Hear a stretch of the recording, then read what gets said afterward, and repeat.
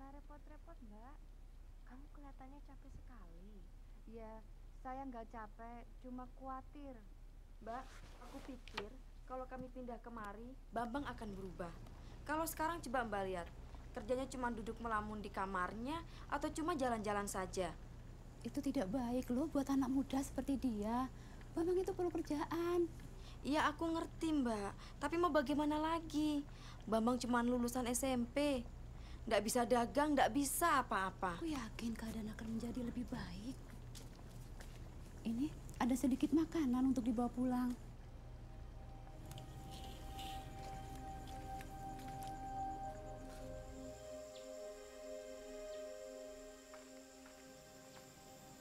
Assalamualaikum.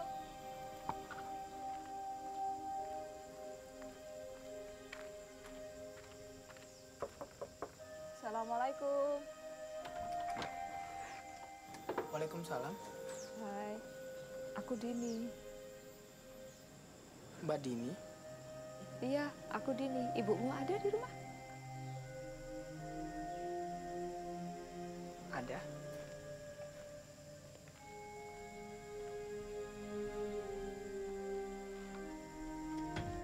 Bu, Mbak Dini datang. Dini. Boleh.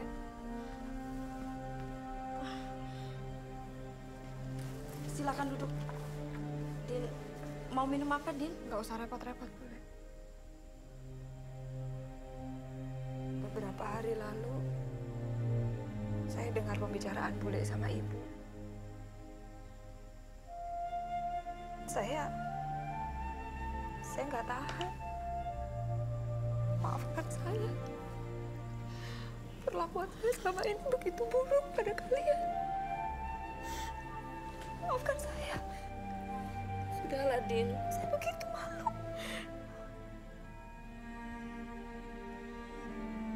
Aku mohon maafkan aku. Atas semua hal yang buruk yang pernah aku lakukan pada kalian. Aku mohon maafkan aku. Aku menyesal. Sudahlah, Din.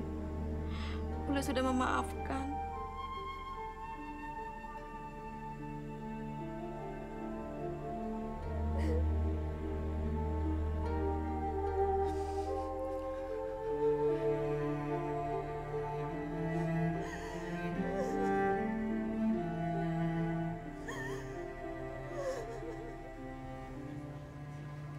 Saya mengajak Bambang ke Jakarta.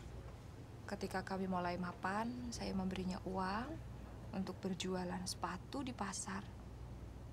3 bulan kemudian, dia mulai mendapat untung dan tidak membutuhkan uang dari saya lagi. Di mana dia sekarang? Dia di Jakarta, dia baik-baik. Saya selalu menangis kalau mendengar cerita yang akhirnya bahagia. Tapi itu belum akhir cerita.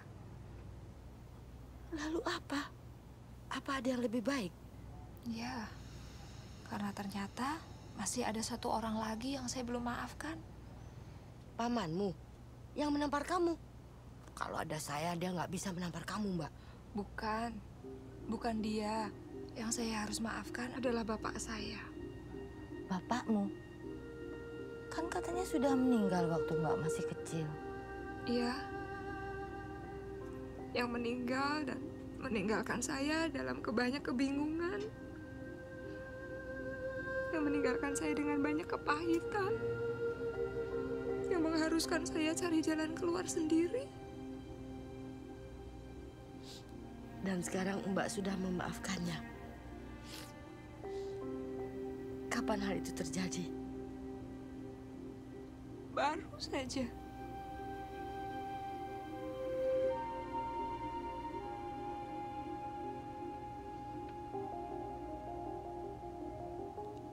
Mbak lihat kuburan di seberang jalan sana? Iya, saya melihatnya. Bapak saya dikuburkan di sana. Sampai kereta berhenti tadi, sikap saya yang tidak mau memaafkan Bapak ikut terkubur juga di situ. Tapi Tuhan itu Maha Pengasih. Tuhan tidak menghendaki saya mengambil sikap sesuai pengertian saya sendiri. Tuhan berkata kalau kita ingin dosa kita diampuni, kita juga harus memaafkan orang-orang yang bersalah pada kita.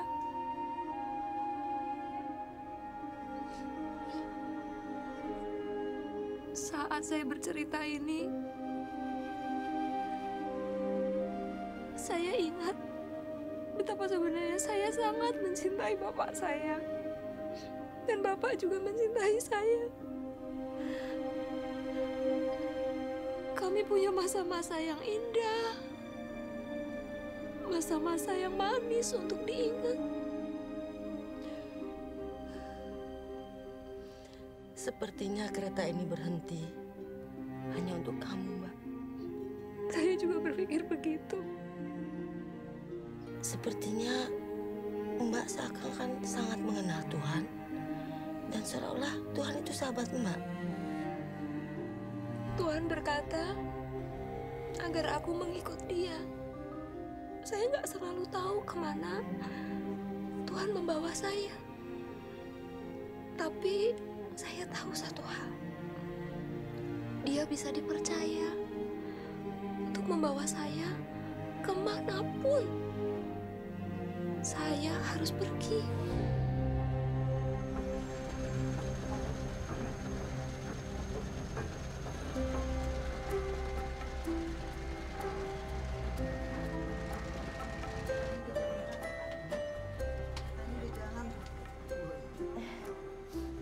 Akhirnya jalan juga, Mbak.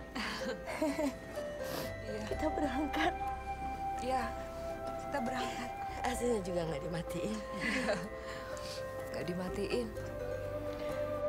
Saya pikir ceritanya berakhir di sini sekarang. Atau marah baru mulai. Apa yang ini akan berakhir lebih bahagia? Mbak lah yang harus kasih tahu akhirnya itu pada saya.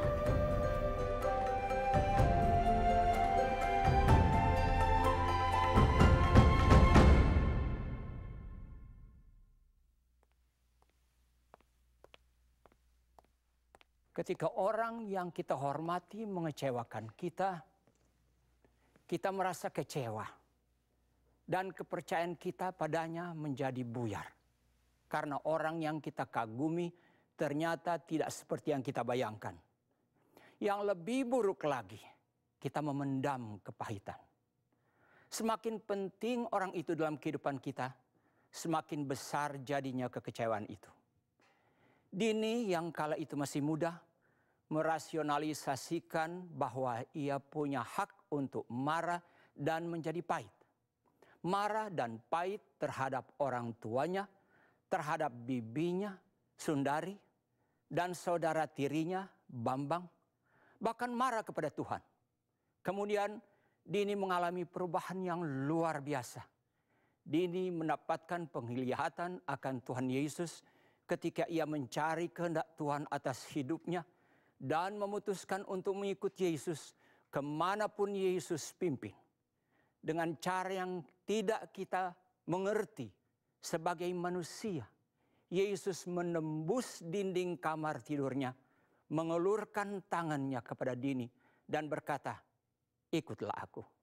Datang kepada Yesus adalah langkah pertama yang sangat bagus. Tetapi seperti kehidupan nyata yang Dini ceritakan kepada kita, kehidupan kita di bumi adalah perjalanan yang berliku-liku dan penuh dengan belokan, pemberhentian di luar jadwal, dan banyak pelajaran di sepanjang jalan.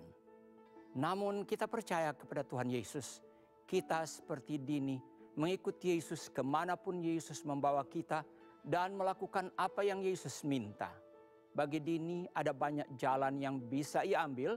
Semakin ia bertumbuh dalam perjalanan kekristenannya, Dini menyadari bahwa ada satu jalan yang perlu dilaluinya seutuhnya, yaitu jalan pengampunan. Suatu jalan yang tidak mudah diambil, tetapi Dini berhasil mengambilnya karena kekuatan kasih. Bukan sembarang kasih, tetapi kasih yang datang dari Tuhan. Kasih yang tidak bersyarat. Rasul Paulus menulis di 1 Korintus pasal 13 tentang kasih. Ia berkata bahwa kasih itu sabar dan murah hati. Kasih tidak pemarah dan tidak menyimpan kesalahan orang lain. Kasih percaya segala sesuatu, mengharapkan segala sesuatu dan menanggung semua hal. Itulah kasih yang tidak pernah gagal. Kasih yang Dini selalu cari, bahkan ketika ia memberontak dan terhilang. Ini adalah kasih yang ia perlukan untuk mampu menahan penolakan dari keluarganya. Inilah kasih yang ia butuhkan untuk memaafkan orang-orang yang paling menyakitinya, termasuk sang ayah.